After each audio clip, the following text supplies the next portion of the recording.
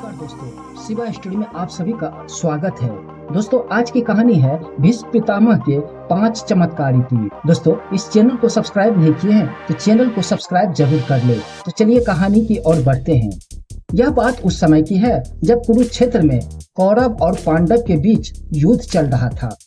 पितामह भीष्म कौरव की ओर से युद्ध लड़ रहे थे, लेकिन कौरवों के सबसे बड़े भाई दुर्योधन को लगता था कि भीष्म पितामह पांडव को नुकसान नहीं पहुंचाना चाहते हैं। दुर्योधन का मानना था कि पितामह भीष्म अधिक शक्तिशाली है और पांडव को मारना उनके लिए बहुत आसान है। इसी सोच में डूबा दुर्योधन भीष्म पितामह के पास पहुंचा।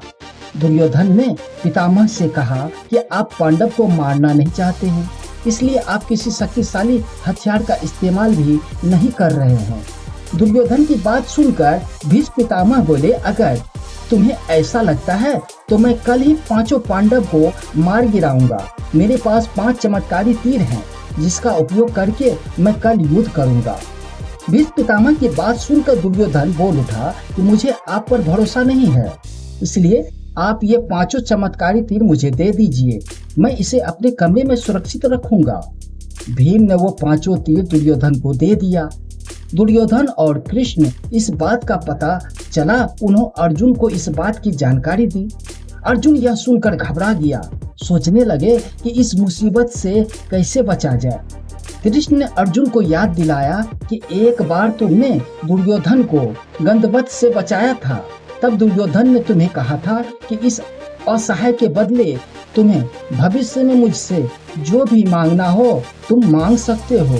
यही समय है कि तुम दुर्योधन से वो 5 चमत्कारी तीर मांग लाओ। इसी तरह तुम्हारी और तुम्हारे भाइयों की जान बच सकती है। अर्जुन को कृष्ण की सलाह बिल्कुल सही लगी। उन्होंने दुर्योधन का दिया हुआ वचन याद आया। ऐसा कहा जाता है कि उस समय सब अपने दिए हुए वचन को जरूर निभाते थे। वचन तोड़ना नियम के खिलाफ था। माना जाता है कि अर्जुन ने जब दुर्योधन को उसका दिया हुआ वचन याद दिलाया तो वह 5 तीर वह दुर्योधन ने मना नहीं कर सका। दुर्योधन ने अपना वचन निभाया और तीर अर्जुन को दे दिया।